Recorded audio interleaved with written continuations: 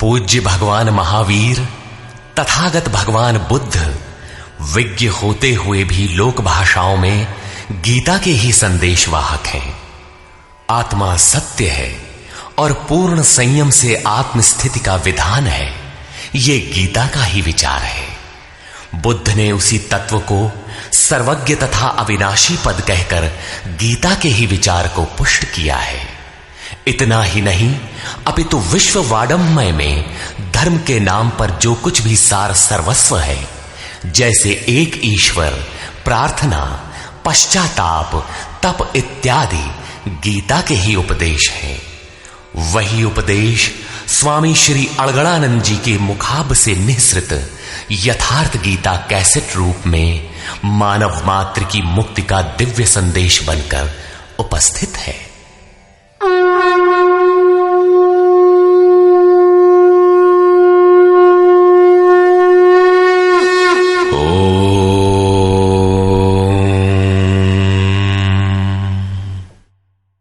श्री परमात्मने नमः। यथार्थ गीता, श्रीमद्भगवत गीता, अथ पंचमो अध्यायः। अध्याय 3 में अर्जुन ने प्रश्न रखा था कि भगवान, जब ज्ञान योग आपको श्रेष्ठ मान्य है तो आप मुझे भयंकर कर्मों में क्यों लगाते हैं? अर्जुन को निष्काम कर्म योग की अपेक्षा ज्ञान योग कुछ सरल प्रतीत हुआ लगता है, क्योंकि ज्ञान योग में हारने पर देवत्व और विजय में महामहिम स्थिति, दोनों ही दशाओं में लाभ ही लाभ प्रतीत हुआ। किंतु अब तक अर्जुन ने भली प्रकार समझ लिया था कि दोनों ही मार्गों में कर्म तो करना ही पड़ेगा। योगेश्वर उसे संशय रहित होकर तत्वदर्शी महापुरुष की शरण लेने के लिए भी प्रेरित करते हैं, क्योंकि समझने के लिए वही एक स्थान है। अतः दोनों मार्गों में से एक चुनने से पूर्व उसने निवेदन किया। अर्जुन उवाच,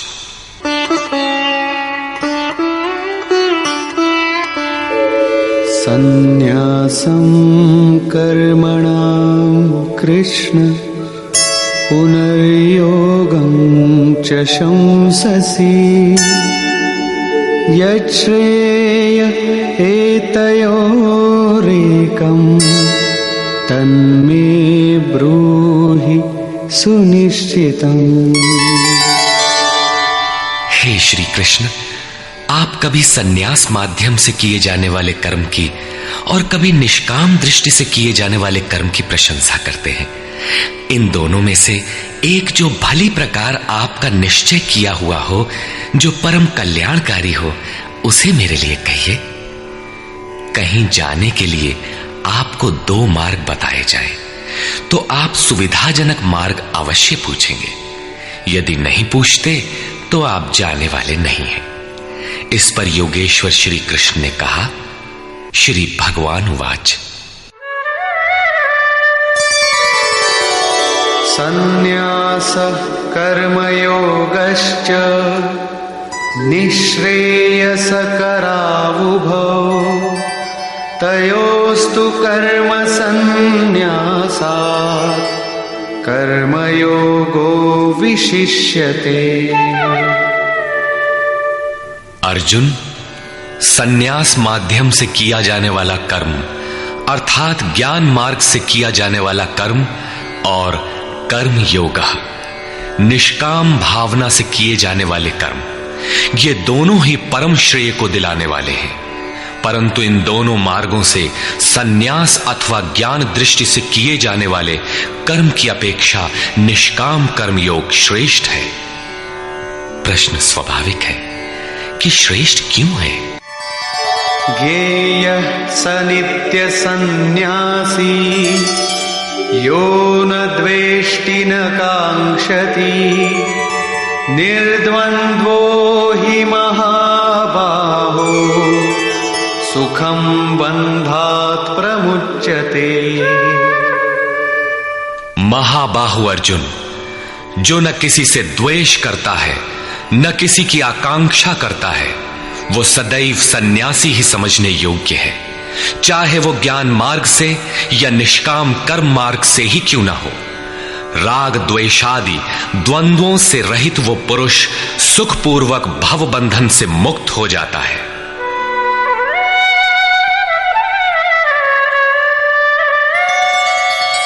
सांख्ययोगौ पृथग् बालाः प्रवदन्ति न पंडिताः एकमप्यास्थितः सम्यक् उभयोर्विन्दते फलम्।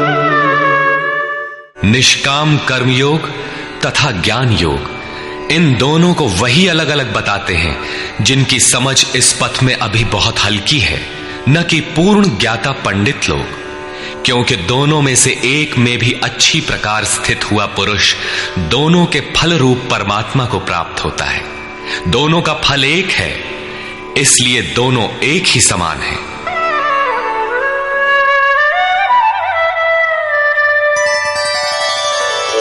यत् सांख्यैः प्राप्यते स्थानं तद्योगैरपि गम्यते। एकं सांख्यं च योगं च यः पश्यति स पश्यति।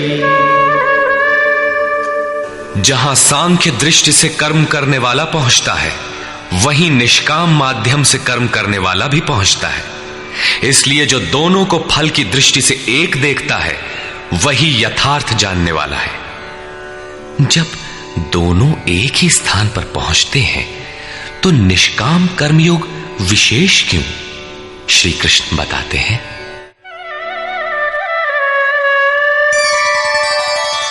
संन्यासस्तु महाबाहो दुःखमाप्तुमयो गतः योगयुक्तो मुनिर्ब्रह्म न चिरेणाधिगच्छति। अर्जुन, निष्काम कर्मयोग का आचरण किए बिना संन्यासः का प्राप्त होना दुखप्रद है। जब योग का आचरण प्रारंभ ही नहीं किया तो असंभव सा है। इसलिए भगवत स्वरूप का मनन करने वाला मुनि, जिसकी मन सहित इंद्रियां मौन है, निष्काम कर्मयोग का आचरण करके परब्रह्म परमात्मा को शीघ्र ही प्राप्त हो जाता है। स्पष्ट है कि ज्ञान योग में निष्काम कर्मयोग का ही आचरण करना पड़ेगा, क्योंकि क्रिया दोनों में एक ही है।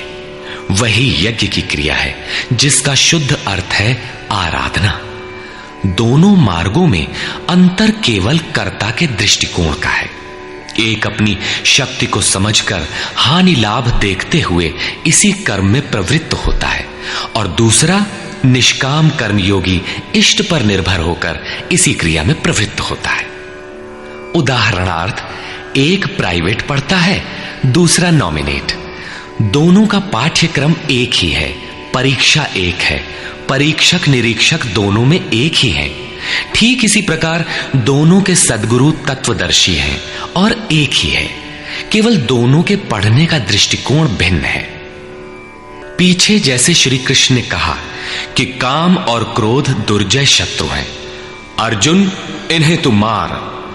अर्जुन को लगा कि ये तो बड़ा कठिन है, किंतु श्री कृष्ण ने कहा, नहीं, शरीर से परे इंद्रियां हैं, इंद्रियों से परे मन है, मन से परे बुद्धि है, बुद्धि से परे तुम्हारा स्वरूप है। तुम वहां से प्रेरित हो। इस प्रकार अपनी शक्ति को सामने रखकर स्वावलंबी होकर कर्म में प्रवृत्त होना ज्ञान योग है। समर्पण के साथ इष्ट पर निर्भर होकर उसी कर्म में प्रवृत्त होना निष्काम कर्म योग है। दोनों की क्रिया एक है और परिणाम भी एक ही है।